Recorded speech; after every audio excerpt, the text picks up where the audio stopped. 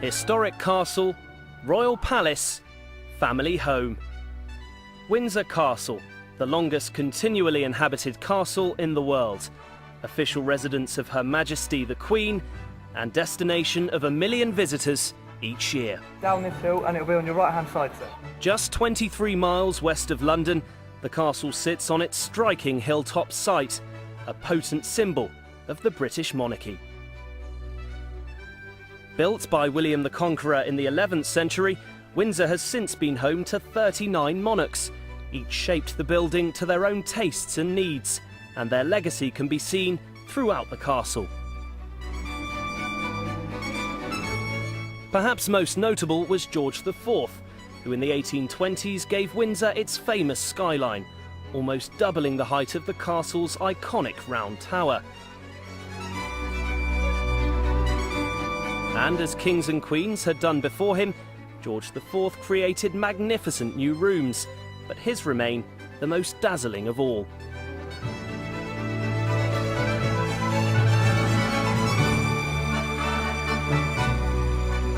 In 1848, Queen Victoria opened the state apartments to the public. They are Windsor's most impressive rooms. Furnishing these splendid interiors are some of the greatest treasures from the royal collection, assembled by kings and queens over the last 500 years. From old master paintings to tapestries, porcelain, furniture, even a royal doll's house, and armour. As you can guess by the size of it, this suit belonged to the larger-than-life King Henry VIII. Windsor Castle is home to the Order of the Garter, Britain's oldest order of chivalry, and its annual ceremony is held at St George's Chapel. The Garter Star and the Order's motto can be seen all around the castle. Here in St George's Hall, the shields and armour of over 1,000 Garter Knights decorate the walls and ceiling. In 1992, a devastating fire swept through the building. It took 15 hours and 200 firefighters to bring the blaze under control, but some of Windsor's rooms were reduced to burnt-out shells. 5 years later, a multi-million-pound and award-winning restoration project returned the castle to its former splendour, and even added completely new interiors.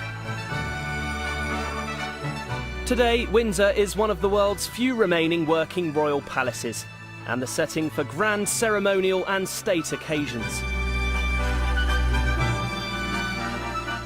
A national monument, Windsor Castle tells the story of 1,000 years of British royal history like nowhere else, and is enjoyed by visitors from all over the world.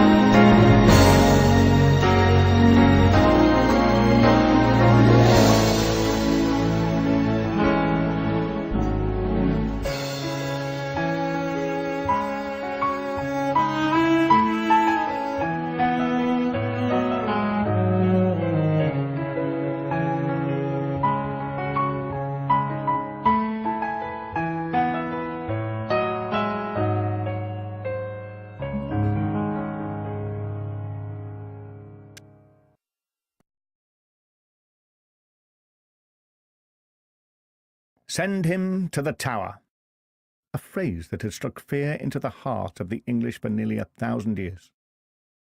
Started by William the Conqueror in 1078, the tower was built to keep the newly conquered English out, but its massive walls, portcullises and arrow slits were instead to become notorious for keeping people in.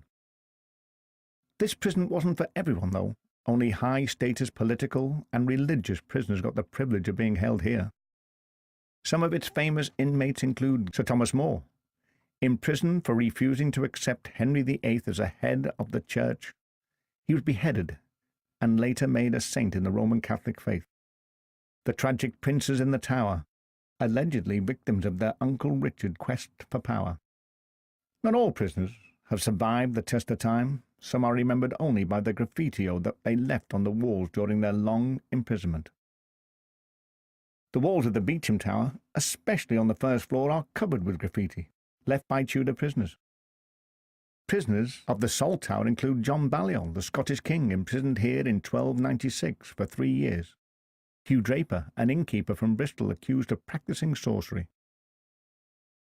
Traitor's Gate was the one-way ticket into the Tower from the River Thames.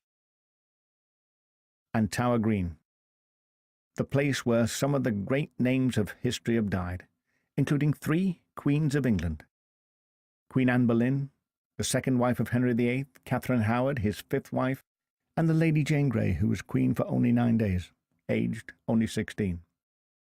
But at least these did not have to endure the baying crowd on Tower Hill. There aren't many buildings that have been in constant use for 1,000 years. Often the Tower of London has been the scene of the most important stories in the nation's history. The Yeoman Warders, or Beefeaters as they are nicknamed, have long been a symbol of both London and Britain. A detachment of Yeomen of the Guard, they were formed the Royal Bodyguard since at least 1509.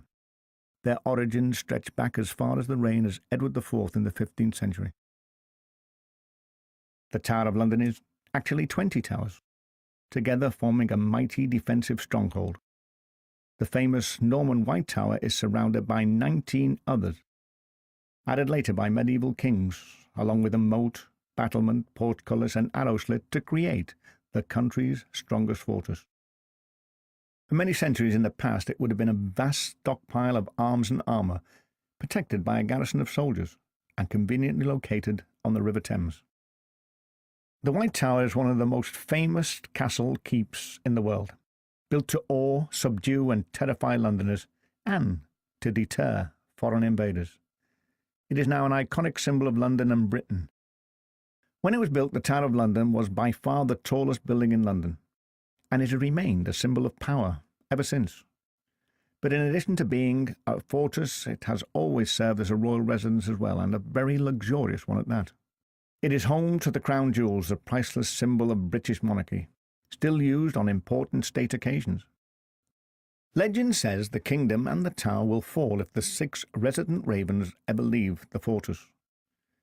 It was Charles II, according to the stories, who first insisted that the ravens of the tower should be protected. And to this day, we still maintain at least this many, who are looked after by the tower's resident raven master. These particular inmates eat 170 grams of raw meat a day, bird biscuits soaked in blood, and a weekly egg. The tower is also father of many of the national institutions that still exist today: the Royal Mint, London Zoo, the National Archive, and the Royal Observatory is now at Greenwich. Throughout its long and eventful life, the Tower of London has had to fight hard to survive and defend its own, sometimes behaving aggressively but always protecting its people. And one thing it has always been careful to do is pass on its stories of ancient deeds to each new generation.